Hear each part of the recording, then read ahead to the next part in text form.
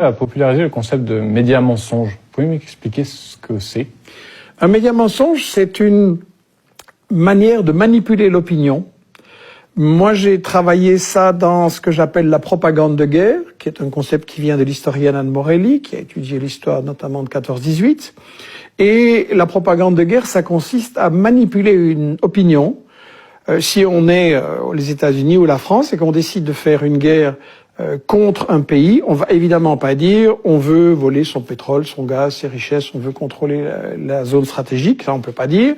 Et donc on va dire que on vient pour la démocratie, pour protéger les minorités, pour émanciper les femmes, contre le terrorisme, ça c'est le prétexte parfait, parce que s'il n'y a pas des terroristes quelque part, on en amène quelques-uns et le prétexte est tout trouvé. Et donc la propagande de guerre, pour moi, ça se caractérise par le fait de toujours cacher les intérêts économiques, de toujours cacher l'histoire, c'est-à-dire le rôle que les puissances coloniales ont joué dans certaines régions pour diviser, pour régner, pour dresser les peuples les uns contre les autres et garder le contrôle. Ça se caractérise par démoniser l'adversaire, c'est-à-dire présenter des images de préférence qui le montrent comme un monstre, comme un grand danger, etc. Inverser l'agresseur et l'agressé. Meilleur exemple, Israël et la Palestine. On n'arrête pas de nous dire que les Palestiniens attaquent Israël. C'est quand même curieux. Israël les a chassés de leur pays, donc c'est lui l'agresseur. Et le cinquième principe de la propagande de guerre, c'est monopoliser le débat, c'est-à-dire empêcher... Vous savez, quand il y a une guerre, il y a toujours forcément au moins deux avis. Et donc, un spectateur devrait entendre les deux avis pour se faire son opinion. Et nous, à la télé, on a un seul avis. Il n'y a pas de débat contradictoire. Il faut toujours être pour la guerre. C'est patriotique, c'est humanitaire. Et donc voilà, ces 5 principes de la propagande de guerre, c'est ça qui est derrière ce que j'ai appelé le média mensonge. Je ne veux pas dire par là que les journalistes sont tous pourris. Je veux dire que le système des médias auquel nous sommes soumis en France, en Belgique, aux États-Unis, c'est un système qui, comme le disait Herman et Chomsky dans ce livre « Fabriquer un consentement » que nous avons réédité là et qui, à mon avis, le livre qui explique le mieux les problèmes des médias en Occident, il disait, voilà, les médias ne sont pas là pour informer le public, mais pour lui faire accepter les décisions, les choix, les stratégies des gouvernements. D'accord. Est-ce que vous pouvez me donner d'ailleurs un exemple? Est-ce que la Libye... La Libye est tout à fait un exemple. J'en ai dans mes livres donné des exemples tout plein. Et il y a une chose qu'il faut remarquer, c'est que aucun des journalistes de ces journaux télévisés, de ces grandes émissions d'information, aucun de ces médias n'a accepté un débat contradictoire sur les exemples que je donnais de médias mensonges. Dans le cas de la Libye, on nous a dit que Kadhafi faisait bombarder, mitrailler la population qui manifestait, qu'il y avait 6 000, 10 000 morts, tous les jours les chiffres gonflaient. Et en réalité, c'était une invention complète.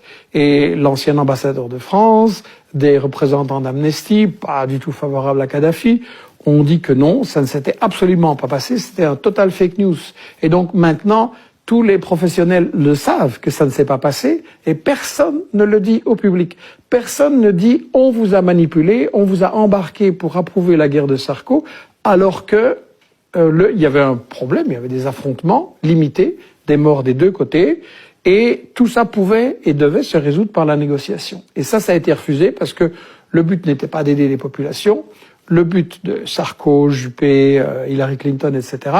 était de faire main basse sur l'argent, sur le pétrole de Kadhafi, sur ses réserves en argent, un pays qui n'était pas endetté, c'est extrêmement rare, qu'on ne pouvait pas faire chanter, et un pays qui servait de banquier alternatif, de FMI alternatif pour les pays africains qui voulaient échapper au chantage justement du FMI, de la Banque mondiale, des multinationales, et qui leur faisait un développement.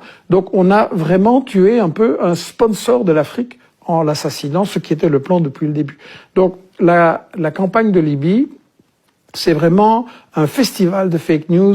Et la grande question, c'est pourquoi les journalistes qui ont fait ça refusent qu'on en débatte et qu'on en discute maintenant? Pourquoi il faut tourner la page et oublier ce qui s'est passé? Alors que les résultats sont catastrophiques. On nous avait dit on va apporter la démocratie. C'est quand même rigolo. En Libye, maintenant, vous avez 2 ou 3 ou 4 gouvernements. Vous avez la chasse aux Noirs, la chasse aux immigrés, la chasse aux femmes, vous avez de l'esclavage, c'est un foyer de terrorisme. Donc c'est catastrophique l'intervention de l'Occident.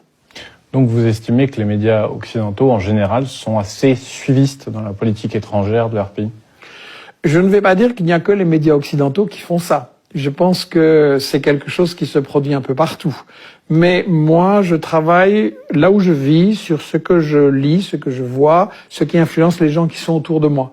Donc je pense que dans chaque pays, c'est quelque chose qui doit être fait.